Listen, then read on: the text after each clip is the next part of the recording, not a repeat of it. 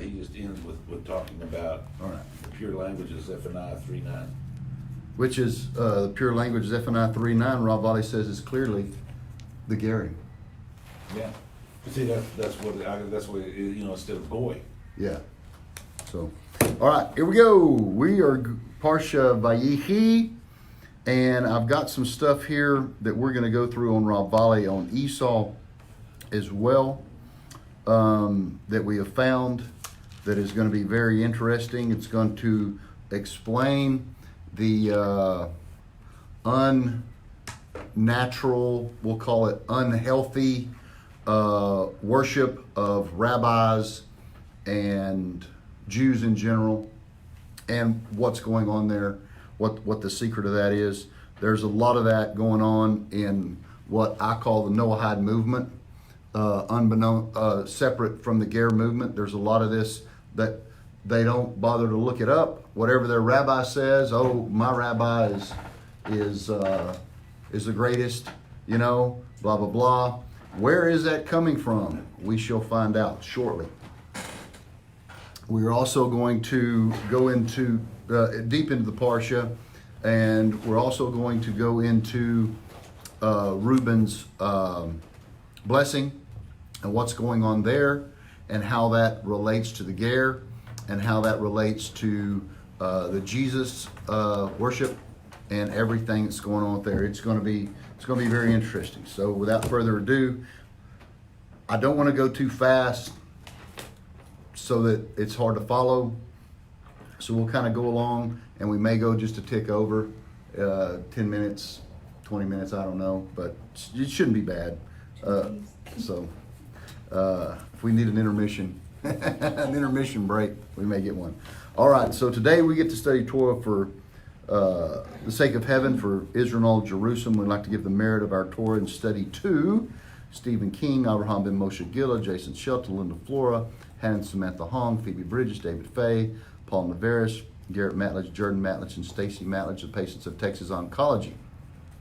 Rita Wilson, Betty Munkuski, Lola of Darth, Justin Lakeisha Neal, Berea Onestaff, Xavier Avizu, Albert Bear, Billy Holt, Darlene Youch, Luke Sutherland, Casey Grubb, Noel Cardoza, David Douglas, Leanne Plemons, Tom and Karen Maitland, Mark Wayne Mayers, Carol Tickle, Larry Langberg, Juliet Navarez, Amanda Waller, Gilbert, Julian Sheffield, Yehuda Haben Matalea, David Jenkins, Jake Suarez, Joyce Rogers, Sally Talamontes, the Rogers family, Sean and Wendy Shepard, Damien Washington, Carol Scott and family, Rabbi Richmond, Maurice Greenwood, Gracie Bell Linder, Brett Richardson, Brandy Boots, Amanda Elliott, Vincent Ewing, Carol's family, Baby Denard, Michelle Magnuson, Jenna Marie, Kimberly Brown, David January, Sandra Hirth, Elville Rosas, Shelby Williams, Gloria Culliver, Jerry Mattlage, Dylan Tinkle, Amber Merchant, Terry Thomas, Celinda Sheffield, Louis Gutierrez and family, Aaron Price, Joshua Carroll, Chad Jefferson,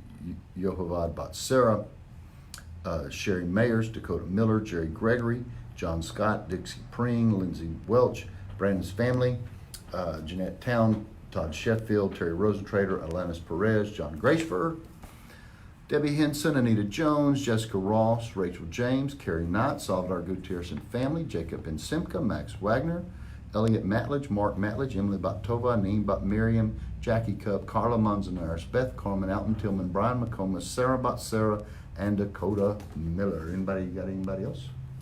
Tiffany Emerson, she's one of my peeps, and she's been really sick. Tiffany Emerson, got it. And Tiffany Emerson, okay. Ruler of the universe and master of all masters, Father of mercy and forgiveness, we thank you, our God and the God of our fathers, by bowing down and kneeling, that you brought us closer to your Torah and your holy work, and that you enable us to take part in the secrets of your holy Torah. How worthy are we that you grant us with such a big favor. That is the reason we plead before you, that you will forgive and acquit all of our sins, and they should not bring separation between you and us. And may it be your will before you, our God and the God of our fathers, that you will awaken and prepare our hearts to love and revere you. And may you listen to our utterances and open our closed heart to the hidden studies of your Torah. And may our study be pleasant before your place of honor as aroma of sweet incense. And may you emanate to us light from the source of our soul to all of our being. And may the sparks of your holy servants, through which you revealed your wisdom to the world, shine. and may their merit and the merit of their fathers in holiness support us, and Torah and holiness support us, so we shall not stumble through our study, and by their merit enlighten our eyes in our learning, as stated by King David, the sweet singer of Israel. Open my eyes so that I will see wonders from your Torah, because from his mouth God gives wisdom and understanding. May the utterance of my mouth and the thoughts of my heart find favor before you, God, my strength and my Redeemer. Amen. All righty. The first thing we're going to cover here before we get into the Parsha is a piece on Esau, on Rav Valley, back from Parsha Toldot. All right? And in the kasha that's brought up is when Jacob went out to meet Esau to get him that tribute. Remember, the tribute was the 103 lights that he was trying to mitigate the klipa with and all that.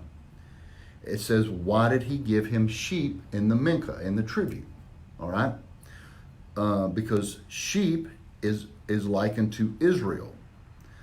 And the resolution of the kasha is that he gave him part of his soul. All right? Because he wants his brother to do tikkun, ultimately to come back, right? So this is that was his brother. I mean, what brother wouldn't do that? You know, my brother's been overtaken by the virus, and the only thing that can help him is me. So that's what a lot of that was about. This is happening during the bowing of Jacob to Esau. This is what that's signifying.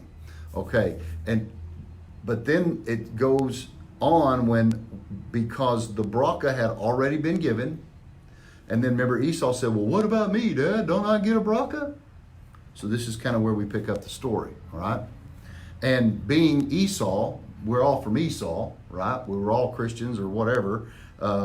We're not Arabs, you know, so we're Esau.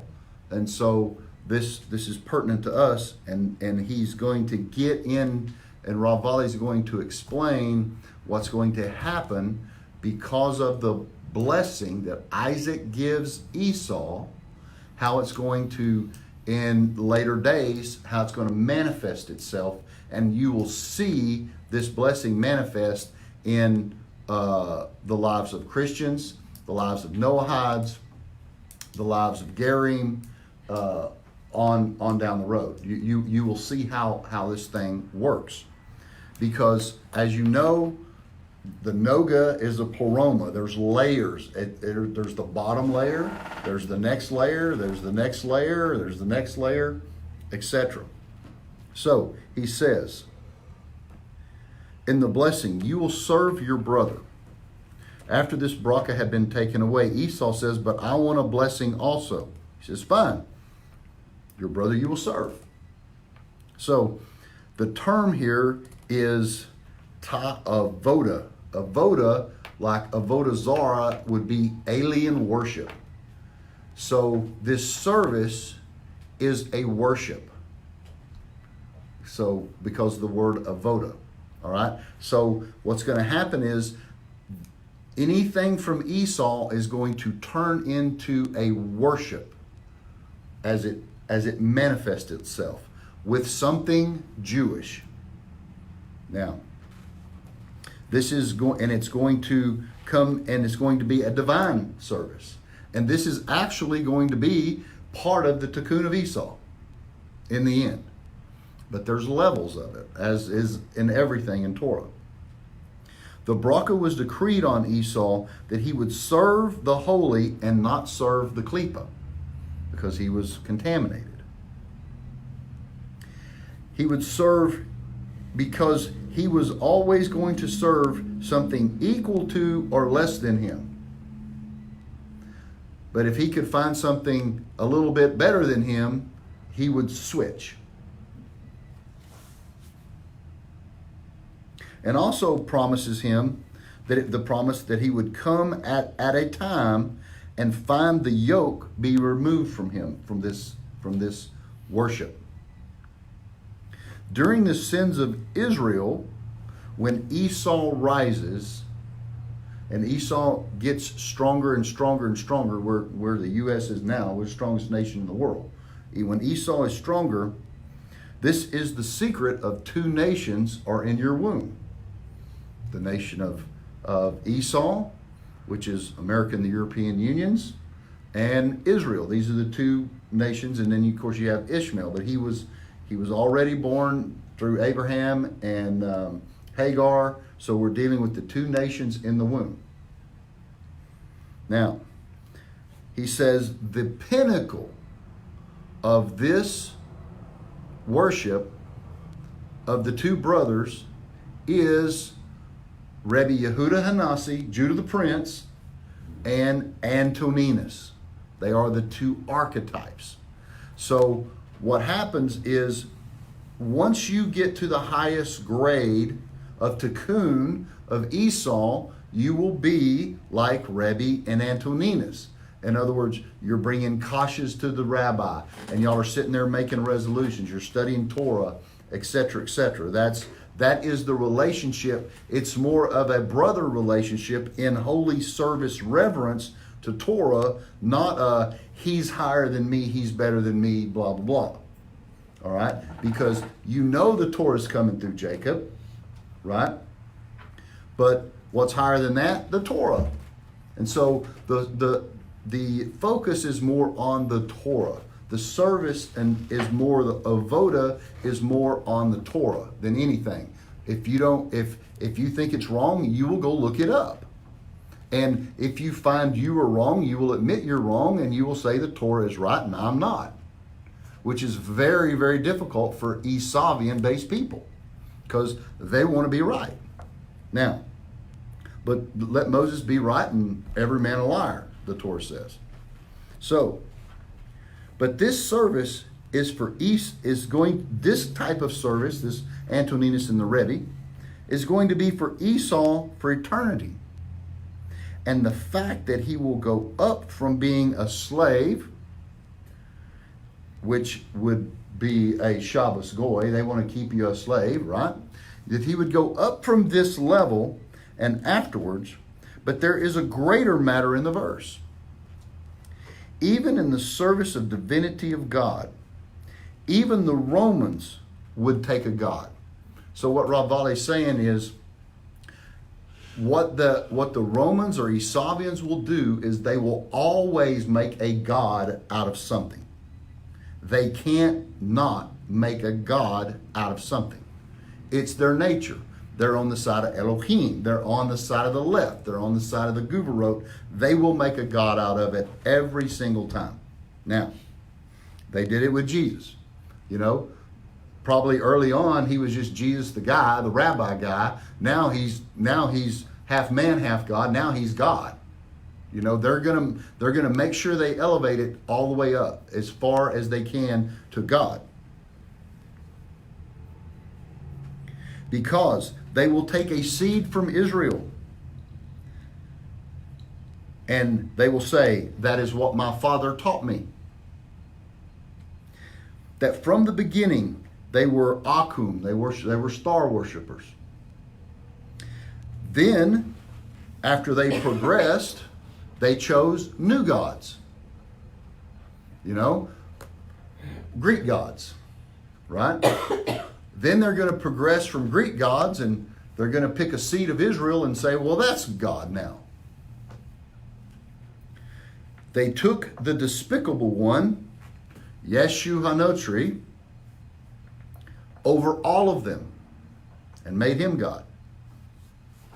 Thus it fulfills the verse. You will avoda him. You will serve him to fulfill the scripture. That is that Esau, they would worship a tzaddikim if they were God, and make them as if they were gods. And we see it all the time. These Noahides will take their rabbi like Singer. They know no Torah, but if Singer says it, it doesn't matter. They take the very worship that they use in Jesus, and they stick it right on their rabbi. And they have this unhealthy relationship of worship of this rabbi. Doesn't matter if he's right or wrong, they will not go look it up. They just assume because they've made a God that he knows. Okay? In the future, that they will be seen as gods. And Hashem Elohim will give them to you, meaning give you your gods, Esau. He will give you your gods. You want gods? We're going to give them to you. Why? In the end days, what does it say? End times, I don't want to say end days because end days and end times are completely different things. They will grab a hold of the hem of the garment of a Jew and say, show me your God. You have God, right? But when they grab hold of the hem of the garment, they're grabbing hold to the external. It's more about him than it is his God. And we see it day in and day out. That the Nokri will worship them as gods, but it will draw down holiness. Because they know there is no godliness except through Israel. And therefore they will worship their brother. So, on one hand, it is Avodah Zarah. On the other hand, it's drawing down holiness because they are connected to Israel. See? So you're going to have the whole spectrum from Jesus worship to rabbi worship to worship in Jews. Oh, every Jew is great. Not every Jew is great. Ask Jeffrey Epstein. Ask Bernie Sanders. Ask Chuck Schumer. Ask a lot of these guys that are not good people. And not all rabbis are good people. I deal with a lot of them that aren't. Just because they're a rabbi doesn't mean anything anymore. So, there is a quote from a book. It's called The Jews and the Devil. And it's on the chapter of blood libel. The Esavian, the Christian, is obsessed with blood. It is a guilt feeling that led them to murdering the Jews. Jesus, whatever, all of them, Holocaust, etc. Because they murdered him and washed their stain, it's washed the stain of their consciousness with his blood, they cannot get out of it. They're stuck in the blood because it has stained their consciousness. Why? Because they killed their brother. There again. So, that is the piece on Esau, and we see it plain as day. So let's get into the Parsha here. Now, as we go, of course, I assume everybody's at least thumbed through their Parsha or read it. I'm not going to read it, but I am going to try to go line by line on many things and tell you the secret of the matter of what's going on until we get, and we're going to go into deep the piece on Reuben, because it deals with Jethro and it deals with Yeshu. Front side, back side of Esau. Because of what Reuben does to the bed of Jacob. Because the bed is a place of union. And if you remove a place of union, you cause disunion, right? So, Jacob lived. Why does it say Jacob lived? Of course we know Jacob lived. Why does it have to say that? He lived in Egypt. He lived 17 years. Remember, when Joseph left, he left at age 17. So he had 17 years of bad. This is his 17 years of good, but we have a huge kasha. We know that Jacob's days were 130. But Jacob lived to 147. 130 is the bad, and the 17 on each end is the tov. That is the absolute years, the great years, right? So, years of his life was 147. And the time approached for Israel to die, and he called his sons. So,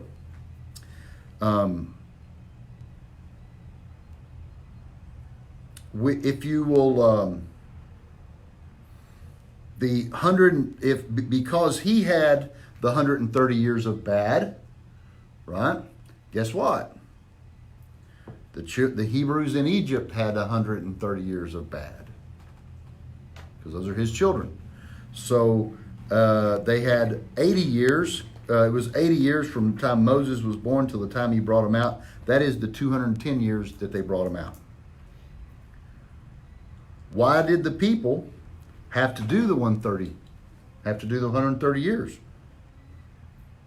Because first it's a person, then it's a nation. Klal and Prat. Why does this Parsha not start at the beginning of a chapter? It starts just in the middle of verse 28. Because it is wrapping up what's going on. This is the Parsha where they get the term "it's a wrap," like in a movie. It's a wrap. This Parsha is wrapping up the other Parsha, and how it's all going to wrap itself is going to be at the end when he gives them the Shema, basically. Okay, the whole Shema is coming. The Shema wasn't given in later. It's actually given here in this Parsha, and we will see where that happens. We're going to talk about putting his hand under his thigh. And Israel. So you're going to see it go from Jacob to Israel a lot here, because there's going to be some 3D things he does, and there's going to be some 4D things that he does, right?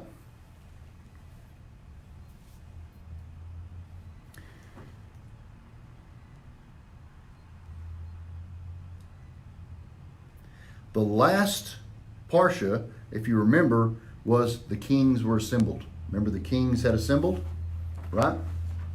But there's the kings, which was the twin messiahs, but there's also the kings of Edom that we covered as well, right? So these kings, Brandon, would you go turn down the air for me a little bit, just get kind of stuffy.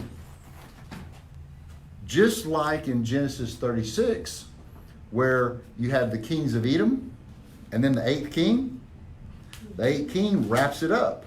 It's a continuation.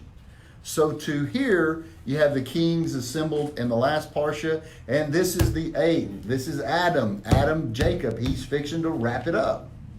Okay? So just like we see the continuum there and with the kings, we're going to see the continuation here. That is, because there is no separation with the kings in Genesis and the eighth king. So too in this, Jacob lived. Why? Because those 7 kings lived and died, and the 8th king lived, which is Mahetavel and Adar, which comes from, which is Adam and Hava. Now,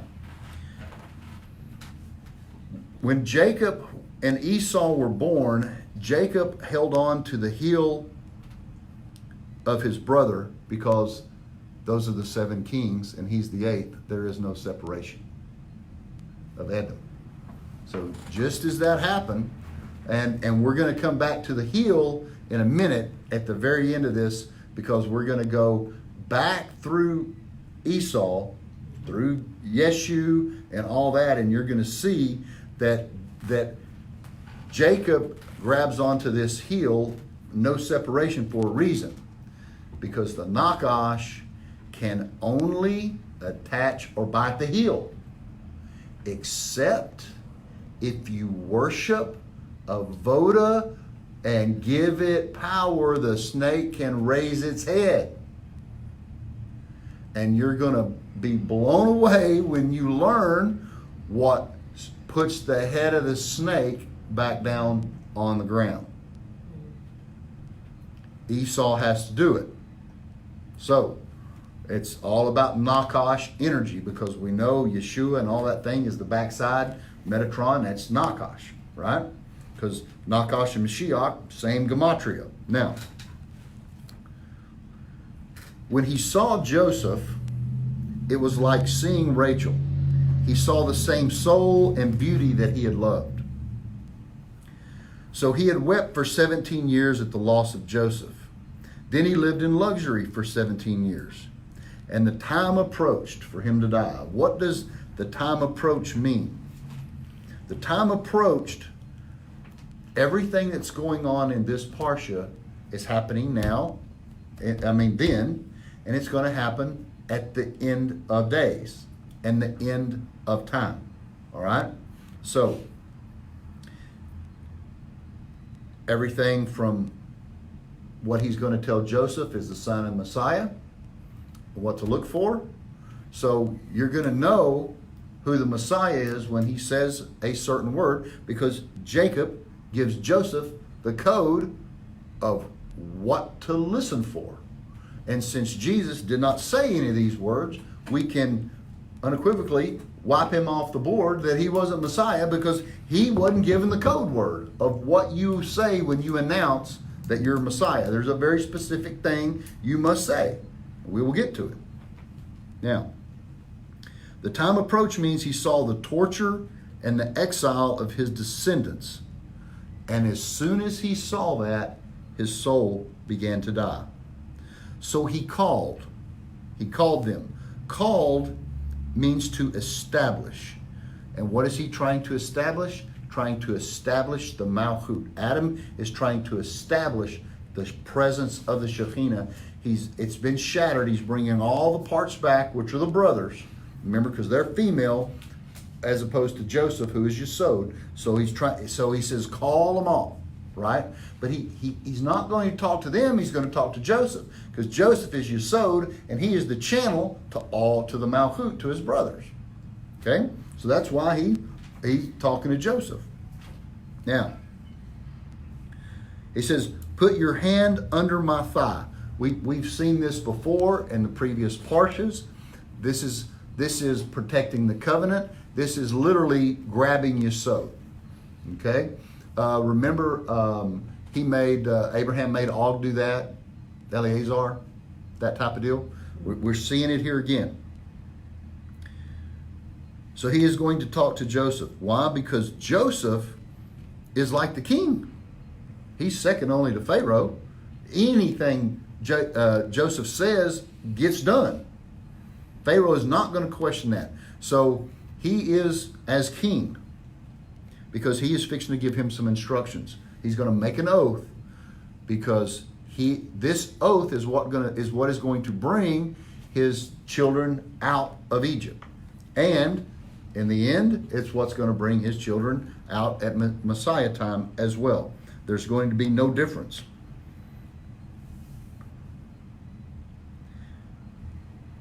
Because he's telling Joseph, because only a king can make a decree to leave the land.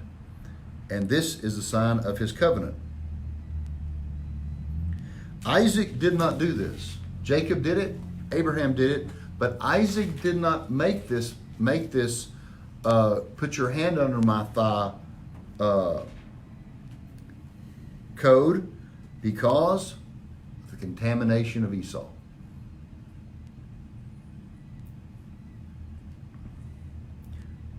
One source said he did grab it, but the other source says he didn't grab it, Joseph, because one is talking 3D and one is talking 4D. They're both right. You have to learn how to make a superconscious position on Torah when they are not agreeing. So he's bowing. Now it says, Israel, swear to me. So he swore. Then Israel, verse 31, prostrated himself toward the head of the bed. Who is the head of the bed? The Shekhinah. Because look, he is now making union with the Shekhinah. It's Jacob, Joseph, and the Shekhinah. Teferet, Yesod, Malchut. He is making the line. And it said, someone told Joseph, behold, right? And it came to pass. And someone said to Joseph, who was that someone? That someone is Metatron, because it says, behold. We always know an angel is speaking when you see the behold in Torah. Your father is ill. Why? What is going on with your father is ill? He just saw the end times, the exile rather. He just saw the exile, and he's sick because he's seeing he's seeing the whole thing. All right. So he is seeing the exile, and he is sick over it. And the Torah says that the Shekhinah hovers over a sick person. Therefore, when you go to visit somebody in the hospital that is sick, you should stand. Why? Because you're in the presence of the Shekhinah. Now, Messiah ben Joseph brings the twin Messiahs, the two redeemers of Israel. There's always going to be two Messiahs. It will always be the twin Messiahs. So Joseph is fixing to get the code that is going to bring the twin Messiahs. And who are the twin Messiahs going to be? Moses and Aaron, right? And who are the two female Messiahs? Jochebed and Miriam. You're always going to have Hasidim and Guvarot. You're always going to have who? You know, if you've got Esther, you're going to have Mordecai, right? Mm-hmm. So,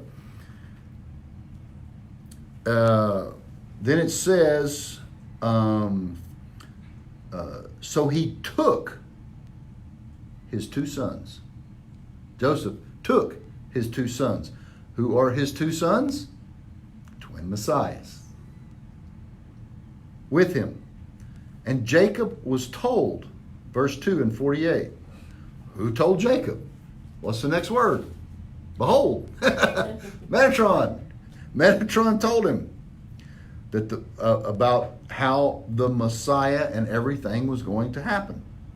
Your son Joseph has come to you. So Israel exerted himself and sat up on the bed. Now, what is now, some sources say it was Michael that told him. You know, of course, we know that's Metatron, right? So the angel announces Messiah. So Elijah is an angel, right? And Elijah is supposed to, from our study in Kings, we know that Elijah was not a guy. Elijah was an angel. He is Sandalphon, right? And he is the one that's going to announce the Messiah. Why? Metatron, Elijah, the twin Messiahs. There's always going to come in a pair. Israel sat up on the bed because Michael had strengthened Israel. Just like in the end days when Michael, the angel over Israel, will strengthen Israel, Israel will stand up and erect itself because the Shekhinah is the bed. And when they're making zivug, there will be a resurrection. Malchut is the kingdom, and union will be made. Now, it says this is also the mystery of Og. Og, which is the backside, whose bed is iron. What do we know about iron? Iron is, remember from our Daniel study, head of gold, silver, or bronze arms, silver, legs of iron, and which is Rome, and clay. Ishmael. Clay is Ishmael, yeah. Right? So we see there the code is coming, talking about the end and Og and this whole thing. That's why Moses had to deal with Og. Abraham had to deal with Og. Noah had to deal with Og. And we're not ever worried about how many years something goes in this class. We're only interested in prototypes, right?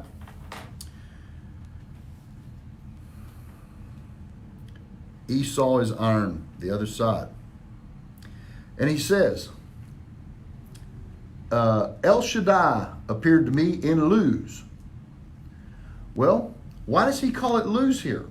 I thought he named it Bet-El. Because Jacob is talking, not Israel. If Israel was talking, he'd have called it Bet-El, but Jacob's calling it Luz. Why? He has just lined everything up at the bed, him, Joseph. Now he's got the twin messiahs, Netzach and Hod, right? So he's got the whole, what's called the Nahi, Netzach, Hod, Yesod, Malchut, the Shekhinah, and Tiferet. He's building the whole thing, and that is the Midot, or El Shaddai. And so he says, El Shaddai appeared to me in Luz. Why is he saying that here? Because El Shaddai is standing right here. And El Shaddai appeared to me in Luz. It's happening. Right at that moment.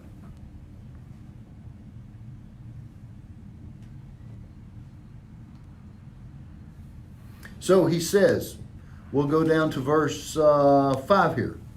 He said, now you, your two sons who were born in the land of Egypt, for me, come to you. Egypt shall be mine. So he says, Ephraim, Manasseh, Reuben, and Simeon.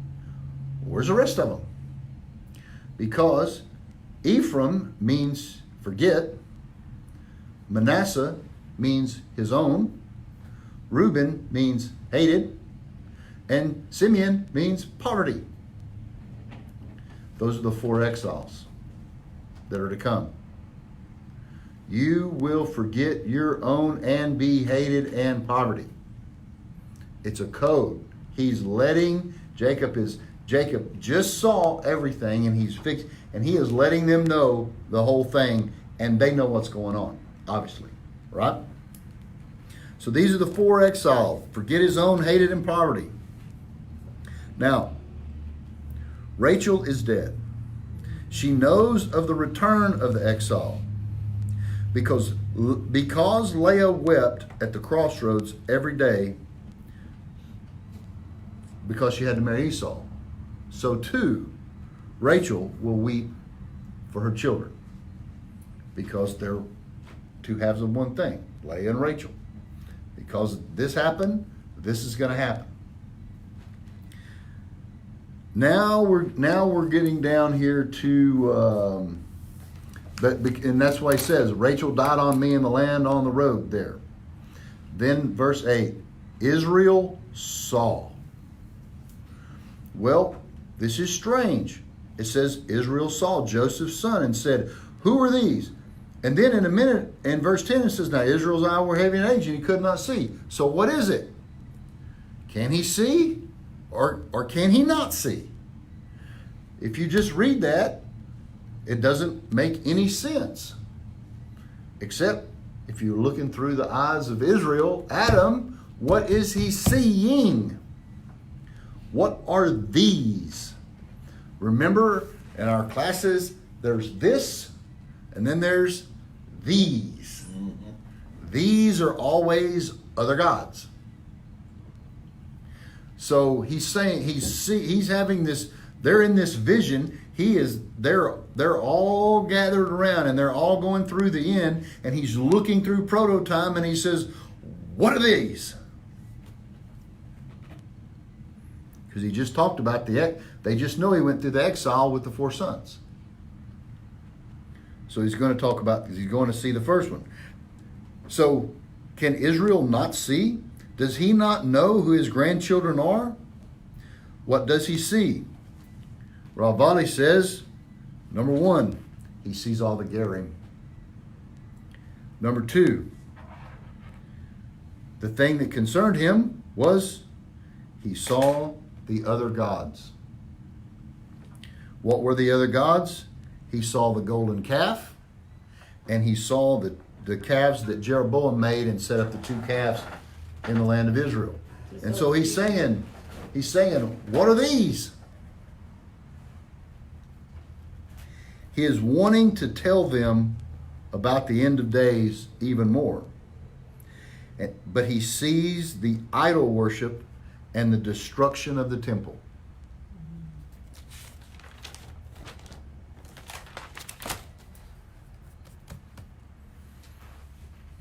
And then it says, That's why it says, now Israel's eyes were heavy and he could not see. And it says, and God has shown me here even your offspring. So he's seeing all the stuff that's going on, destruction of all the temples. He's seeing all the idolatry. He's seeing it all. And he is telling them all about it. Let's see here. Where are we going?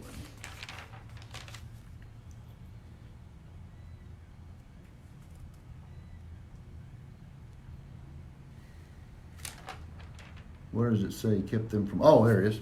Okay, now we're going to go over here around verse 16, 48:16. May the angel who redeemed me from all evil bless these lads. Bless the lads. So it says, what he says, what is all the evils? It says, he redeems me from all evils. These are the female of the Klippa, Potiphar's wife, etc., etc. These were all of the female things that would have damaged Yesod. This is what's called all the evil. So he says, bless the lads, because these two lads, whenever we see lads, Nar, we're talking Metatron. These are the two Keruvs. The two Keruvim, the right and left Keruv, that sit on the ark. They are the carriers of the covenant. They are the Netzach and Hod. This is where God speaks from, between the two Keruv on the ark. Because what is he fixing to do? He's fixing to tell them how to carry his casket to Israel to be buried in the cave of Machpelah. And how is he going to tell them to carry it?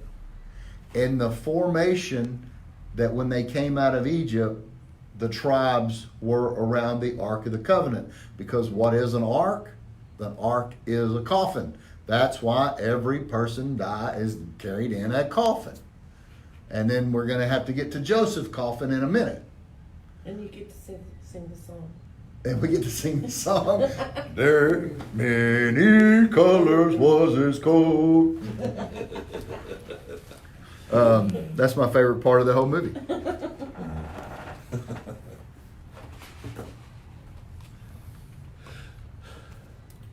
And now, so he has he's telling them about the covenant, and he's telling them how he is going to be basically carried. And he says here, look at this, in that same verse, he says, and may my name be declared upon them, and may the names of my forefathers Abraham and Isaac, and may they proliferate abundantly like fish within the land. Well, that's just crazy, because fish don't live in land. Fish live in the water. So what's he trying to tell them? 16. What's the secret of fish? 41, 16. What's the secret of fish? They didn't see any evil. Fish don't have the evil eye. Yeah. That's why we go down the river here at Brazos and Rosh Hashanah and throw our bread, right? And because they don't have evil eye. So he's keeping them from the evil eye. Now, so it gets down here to around verse 20. Well, we'll go through the blessing. We'll go through the lining up. So Joseph saw his father place his right hand on Ephraim's head, and he was displeased. So he supported his father's hand and removed it and put it on Ephraim's head and Manasseh's head. And Joseph said to his father, not so, father, for this is the firstborn. Place your right hand on his head. But the father says, I know what I'm doing. I know what I'm doing. He too will become a people, and he too will be great. Yet the younger brother shall be greater than the older. Where's he getting that from? Jacob and Esau. It's happening again right here. You see, that fault line is always there. Okay? Because Manasseh is going to be the protector, and Ephraim is going to be the Torah scholar. Just like Esau was supposed to be the protector, and Jacob was supposed to be the Torah scholar. So that's the older serves the younger? It's still that thing. Formula that's working. It's still that formula, right? Why? Because the first is always contaminated a little bit, right? So Joseph is looking one way, right? And Jacob is looking another. Well, Jacob's got he's got one here and he's got one here, and he's going like this. Why? Because my right's over here, but where's your right? Your right's on the other side, right? So I know which side my right is, and you know which side your right is, but they're not on the same side, are they? But Netzach and Hod are Ephraim and Manasseh, the twin messiahs. They are two halves of one thing. Jacob is Tiferet. He's doing balance, because Tiferet is balance. So Jacob knows exactly what he's doing. It just, from up above, it didn't look the same to Joseph, because his 3D view is correct. They were both right. But it's not what you're looking at, it's where you're looking from. And then it says, so he blessed him. Well, who's he? Metatron. Doesn't say Israel blessed him or Jacob blessed him. It says, so he blessed him.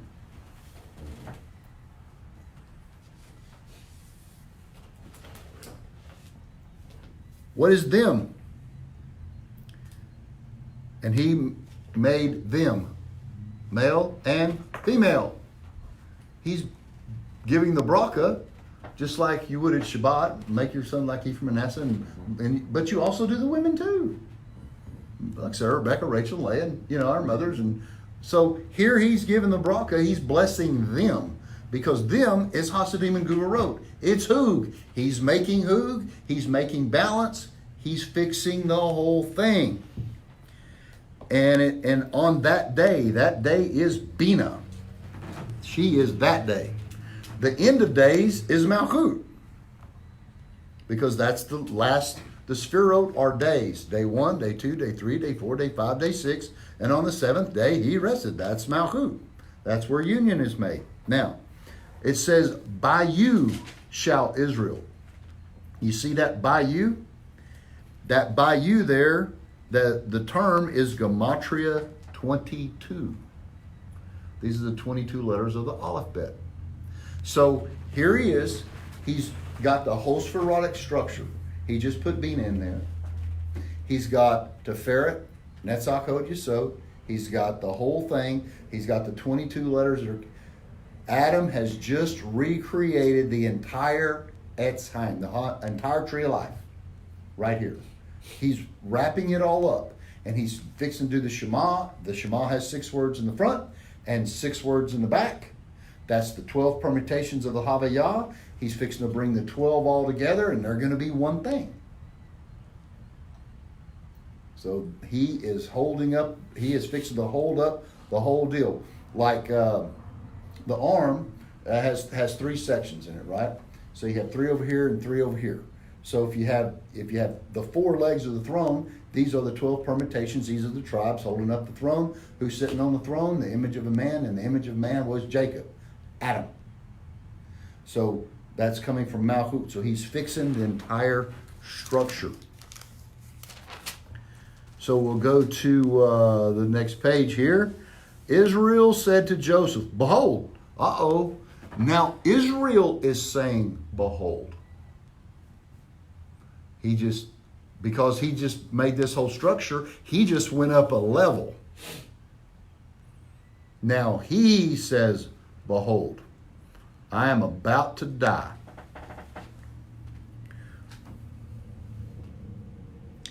The unification had been made, and his shadow left him.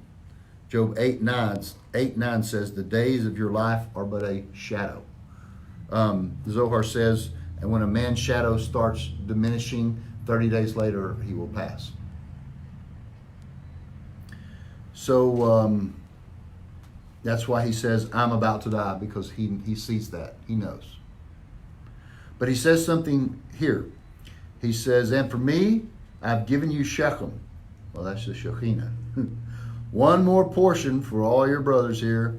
I took from, and I says, which I took from the hand of the Amorite with my sword and my bow. What is the sword? The sword is wisdom. What is the bow? The bow is prayer. So this is what he's taking from him. Now, we just went through the lads, all the Metatronic stuff, all the Metatron speaking, right? And now Israel has elevated up to Bina. And what's the next chapter? All the prophecies. What is it? 49. It's chapter 49. Metatron prophecies. Here it comes. Here's chapter 49, Metatron, Memtet. And how many days was it to Mount Sinai? 49. It's 49. And what level were they? They were down 49.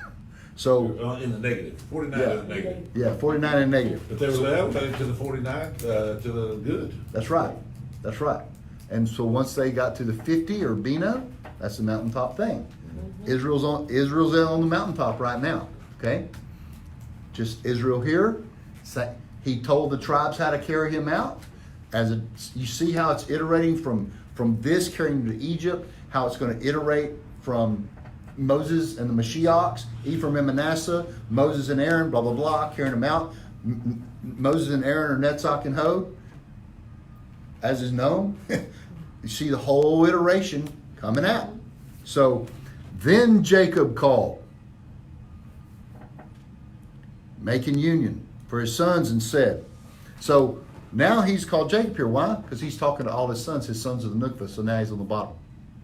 Making unification with the Nukva. Assemble yourselves, and I will tell you what will befall you in the end of days. Gather yourself and Shema, O sons of Jacob, and Shema to your father Israel. That first Shema is them saying, so here's what happens. He's fixing to tell them about the end of days. What is the end of days? Malchut, the kingdom of Israel. The end of days is the Shekhinah. As soon as he starts talking, the Shekhinah leaves. Why? Because the Shekhinah thinks perhaps, where's the Klippa? It must be in one of them. So it leaves. So they say, Shema Israel, Adonai Eloheinu, Adonai Echad. It comes back. As soon as it comes back, he says, Baruch Shem Kavod Malchutov Le'olam Vayed. He just finished the whole thing right there. He went down, talking to the 12. The Shekinah left. Oh, it's okay.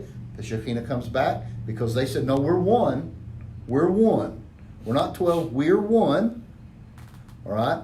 And later, we're going to see all the blessings. You know, this kid. He's a lion. He's like a serpent. You know, Naphtali, you're like a serpent or whatever. And then later, when Moses blesses him, well, Naphtali's like a lion's cub or something. You know what I'm saying? They're not even the same blessings.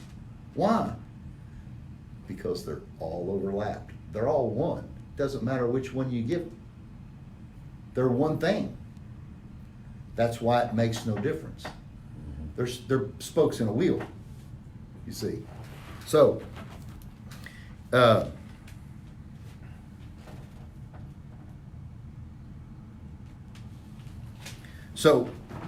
we're at 49. How many chapters are there in Genesis? 50. There's only 50. I wonder why. There's only 50. Of course there's only 50. We're at the mountaintop Metatronic experience right here. Yeah. So there's only 50. Because there's 50 levels of holiness called established. Called. And Jacob called. What is the end of days? It's the end of the Sphirot. Jacob is truth. But you're sitting here waiting on him to tell him what the end of days is. So is Jacob lying? Is he not going to tell him? No, everything he's just told him is the end of days. And everything he's fixing to tell them is the end of days.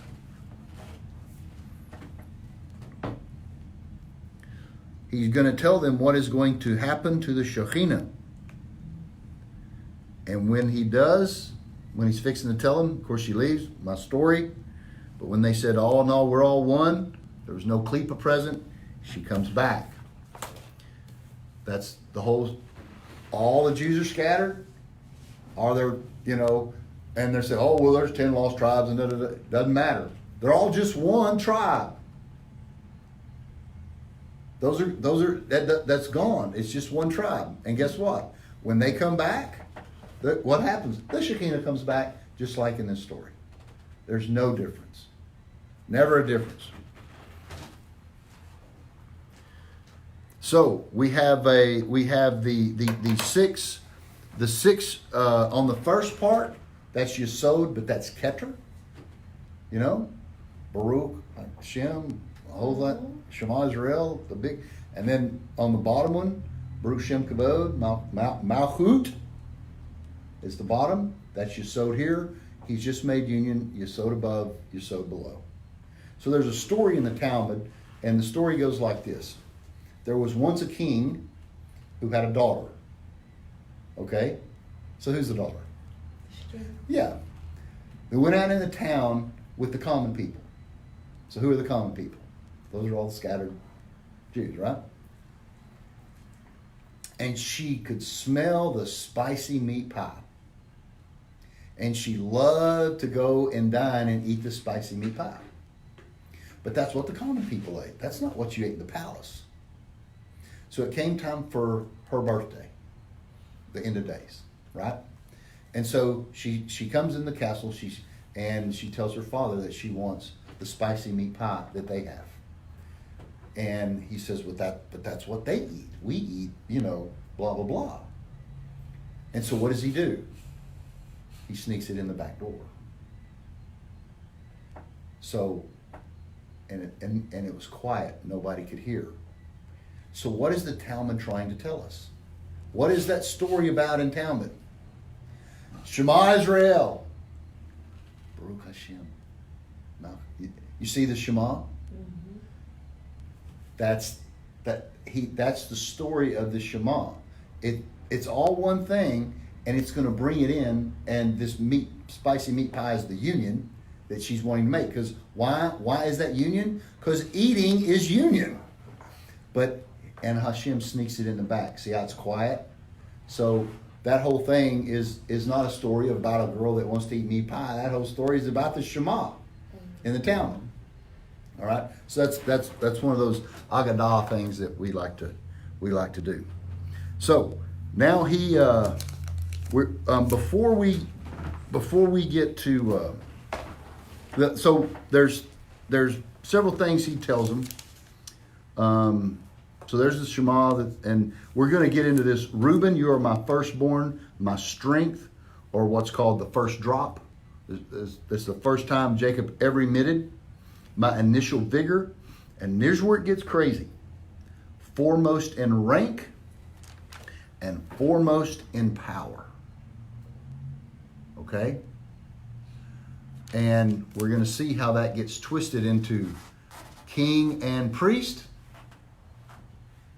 You're a king and priest. So anyway, we're gonna go through this, but I'm gonna finish a little bit more up here on this.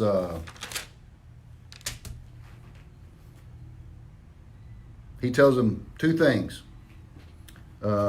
This is when the other thing he's going to tell them. I think it's when Joseph falls on his father's neck at the end. Yeah, in verse 50. So we're going to come back to Reuben here, okay? But we're going to jump over to 50. Then Joseph fell upon his father's face, and he wept over him and kissed him. So while he's doing this, he's whispering the code into his ear about how to do what he wants him to do and how to recognize Messiah. Wouldn't we love to know the key on how to recognize Messiah? Now, Each coordinate has a blessing, has a specific blessing that each one has to work on. This is the specific map of the end of days, the Shekhinah, the Malchut. He is telling them about the end of days because they are the end of days. They are the 12 permutations of the Havayah. And then when Moses blesses them, he changes it and mixes it around because the light overlaps and they all contain each other. They all are one. This is wrapping it all together. When Joseph died, slavery began because there is no yesod, so there's no sustenance. So what is the code of Messiah? How do we know it's really going to be the Messiah? In verse 12, chapter 50:12, and his sons did for him exactly had as he instructed them. This is the pattern for having to carry the ark. And the code of knowing if the Messiah is the real Messiah is in verse 25. Then Joseph adjourned the children of Israel, saying, when God will indeed remember you, then you will bring my bones up out of here. What's the first thing Moses told the children of Israel? Go get Jacob. Huh? Oh, go get Joseph.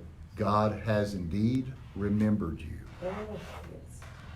So what do you think the Messiah is going to say when he comes? His first words will be, God has indeed remembered you. So we can take every false Messiah out because they've never said that.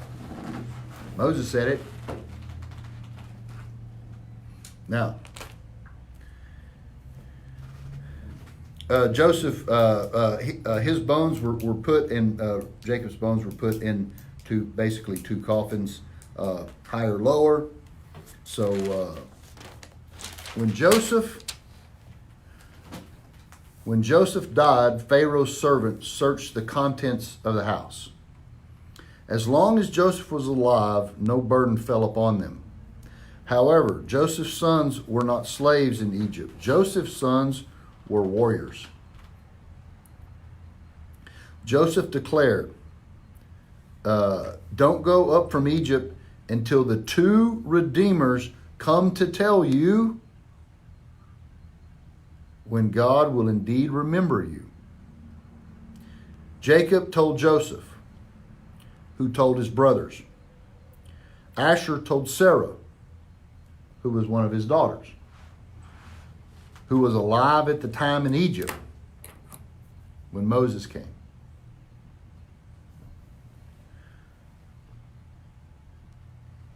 And he told, and she recognized this because she knew the code.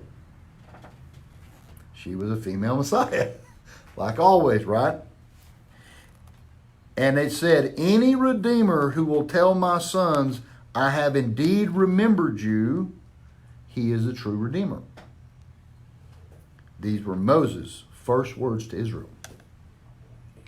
When Joseph died, the nation of Israel violated the covenant of circumcision. Therefore, the source dried up and the exile began. So they stopped circumcising? Mm-hmm. Or at least violated their circumcision, maybe with illicit unions or whatever, okay? Of course, remember, Moses didn't even circumcise his kid.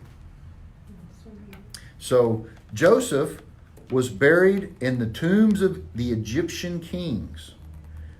And with sorcery, the Egyptians made golden dogs that would bark loudly as anybody got near or approached them until Moses silenced them. Jacob did not want to be buried in Egypt because he did not want someone to make an idol out of his grave, as they do in Egypt, and as Christians do with Jesus, and this is the place he was died, and this is the place he rose, and this is the place over here. Well, there's cross. And this So is sit there and bow down. to yeah, it and here's the cross, and Muslims go to Mecca, and this is the place over here, and then they go well, this is the place where he ascended, and they got all these other places. It's all avoda, right? How did Moses know where Joseph was buried? Little girl Sarah told him. She knew the place and the code. When he entered the tomb, he smelled the fragrance of the ark. And the Egyptians had made a coffin of 500 talents and threw it into the river so they would sink. They told Pharaoh, because they know what's going on too. We're not talking about idiots, right? They will not be able to find the bones of Joseph, thus they will never leave. Because they know what was said. They did this to bless the Nile, because the Nile is Yesod. It's the river out of the Gan. They know. Moshe stood at the bank and declared, Joseph, Joseph, the time has come of the Holy One, blessed be he, that he would redeem you, and it has come. And the oath that you would sojourn with the children of Israel has arrived. If you show yourself, fine. If you do not, we release you from your oath. So Moses took Joseph's cup, and he drew a face of an ox, a face of a lion, a face of an eagle, and a face of a man on it, in 4 pieces, and threw them in. When he did not rise at the face of the ox, he did not rise at the face of the lion, he did not rise at the face of the eagle, but at the face of the man he rose. Because he's Adam. Right? This is the Adamic Yesod resurrection. They're fixing to, and it's the bones, and they're fixing to Yesod, and they're fixing to go through the Kriyat Yam Suf, which is the edge of the Klippa, which is the edge of the Ein Sof. They had gotten down so low. And this is the birth of the nation, right? We know that whole story. And when this happened, Joseph's coffin floated to the surface. The time has come. And the image of the ox clung to Joseph. And a woman grabbed the piece and held on to it. And when they got to the desert at Sinai, they were collecting gold pieces from the furnace. And when she threw the gold piece of the ox into the furnace, out came the golden calf. Now, that's the Parsha. Let's look at Reuben. I knew we'd go a little long, but we got to hear this. So what we're going to study here is 49, chapter 3, foremost in rank and foremost in power. 49, chapter 3. Chapter 49, verse 3, sorry. Okay. I titled this, Reuben and the Ger. Yeter Sa'et and Yeter Va'oz. This is foremost. Yeter is foremost. Sa'et is rank, and Oz is power.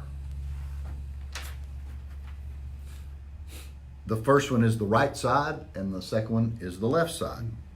Reuben had the power, had the rank to have the Kohanim born from him.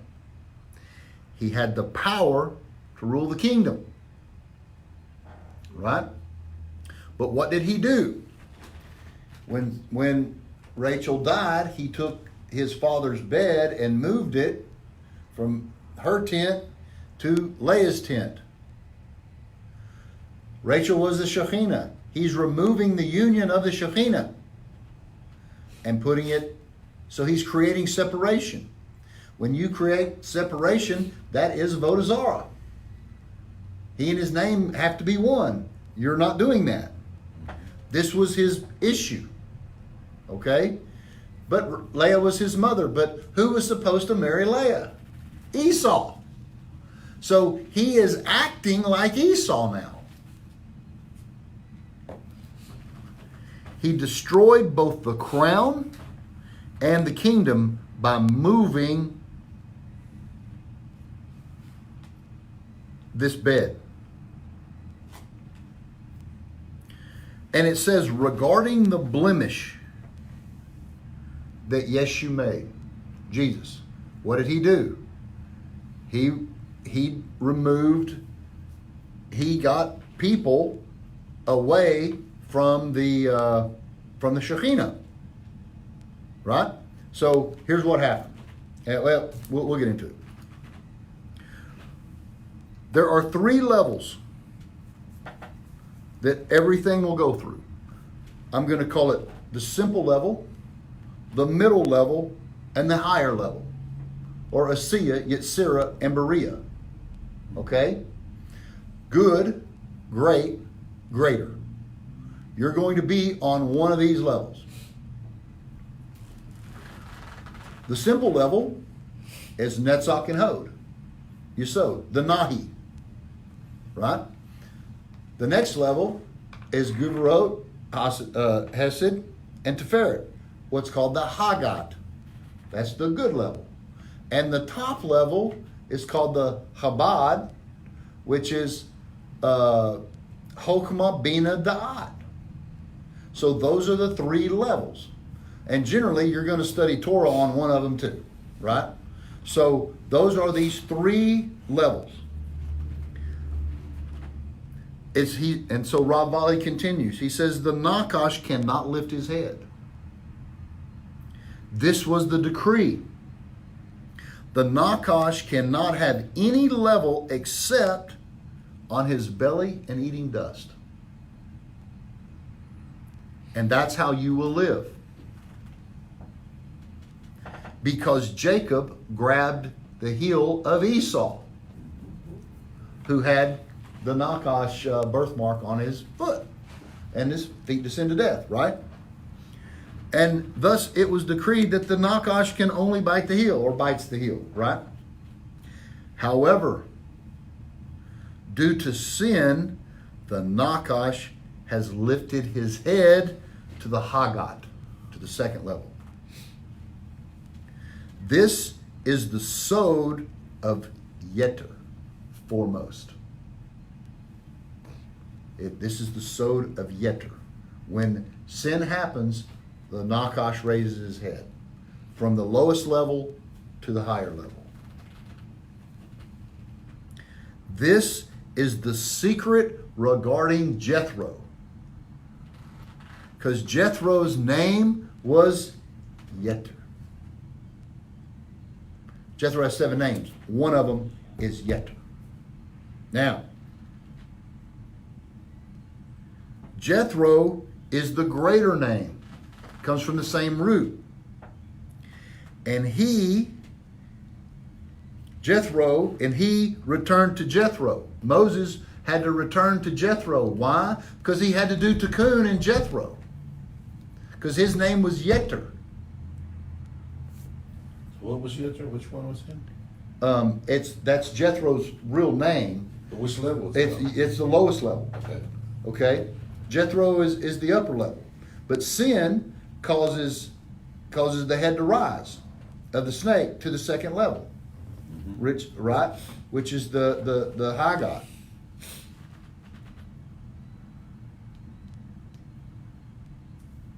And Moses returned to rectify Yeter.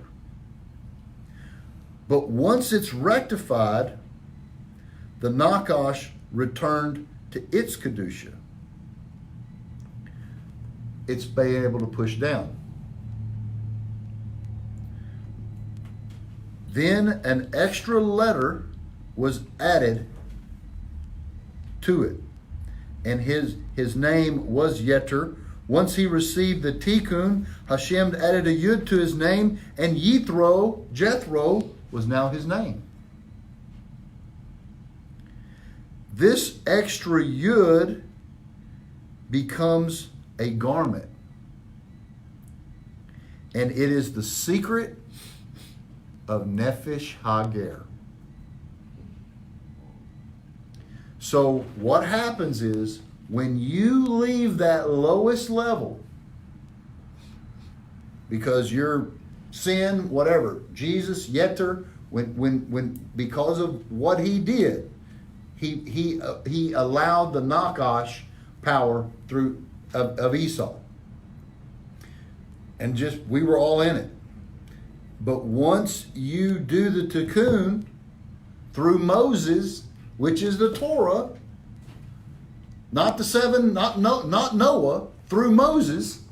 That's right, Sinai. Through Moses at Sinai, not Noah. That's the secret of Nefesh Hager. This is the secret of Yetzer Se'et and Yetzer Oz, which is these letters spell Yeshua, which is the secret of the mamzer, the one born out of an affair of a married woman. The secret of this mamzer increases the sitra achra and increases the impurity and allows the serpent to raise its head.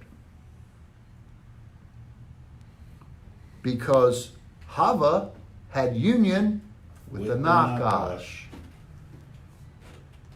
Just like the son of the Israelite woman did with the Egyptian. Right there in front of your face. All Just like Mary did with the Egyptian Roman soldier.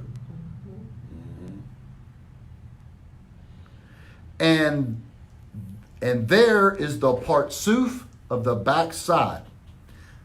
There will be two aspects, foremost in rank, foremost in power, therefore they will call him king and priest. See it? And this wise one, Jacob, prophesied in the future this will be because of the,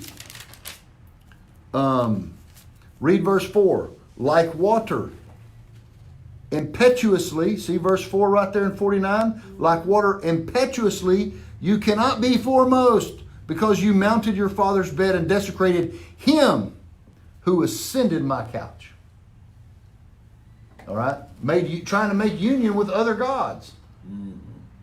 Not the Shekhinah. This impetuosity here is, he's premature. He made a decision way too quick. The firstborn contains everything that comes after him. He contained all the tribes. He was the eldest. And this blemish that he had made extended now to all the tribes. Meaning he had the ability to keep the Nakash below, but he didn't.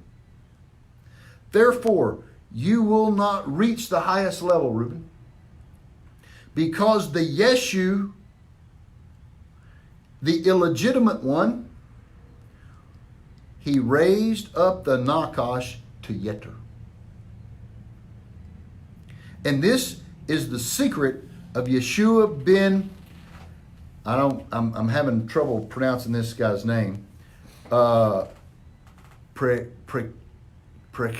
or whatever. This was the Yeshu HaNotzri's rabbi. There's two Yeshuas. You know, they always say, oh, there's two Yeshuas. There's two Yeshuas. We're not worshiping that Yeshua. We're worshiping this Yeshua. Yeah, because one Yeshua is his Rebbe. So here's what happened. They had to flee to Egypt, right? The story goes, and Mary and Joseph had to flee to Egypt. Well, guess what? Jesus goes with his Rebbe. And who is the Gilgal of Yeshu? Gehazi. Gehazi rebelled against Elijah because Elijah pushed him away with both hands. So his Rebbe, they go into an inn. Well, there's the word for the inn, and the word for the inn is also the same word for the innkeeper. She was a female. This is Talmud. So the Yeshu Hanotri, Jesus, says, isn't this a nice inn? And he says, is that where your head's at? And Jesus was meaning the place, not this girl. So he rejected him. When he rejected him, Yeshu came back to him once, he rejected him. He came back to him twice and he rejected him. On the third time, he was going to receive him, but he was in the middle of the Shema. This parsha. He was in the middle of the Shema, and he went like that because he was trying to finish the Shema. When he did that, it was like pushing him away with both hands, and he rebelled. And that started the whole thing, but it was following the fault line of this blessing. He did it prematurely. You know? So, let's continue.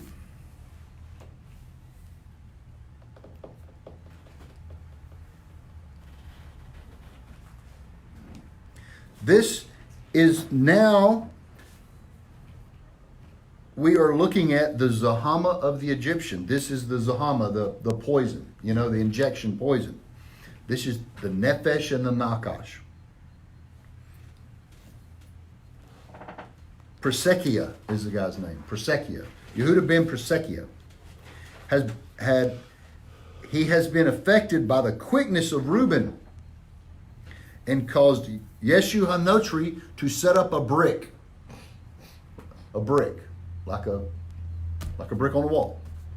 Which is the beginning of Avodah Zarah. Therefore, he pushed him away with 2 hands. This is sufficient for those who understand, Rav Ali says. But the 3 uppers, the Habad, have no blemish of the evil Nakash whatsoever. The most it can do is have its smoke rises up, which is the secret of frankincense and myrrh that they brought. And the Pope swings the incense. Mm-hmm. This is the secret of the matter of the blessing of Reuben. And the Torah is amazing, and the sages are amazing, and I'll see you guys next week.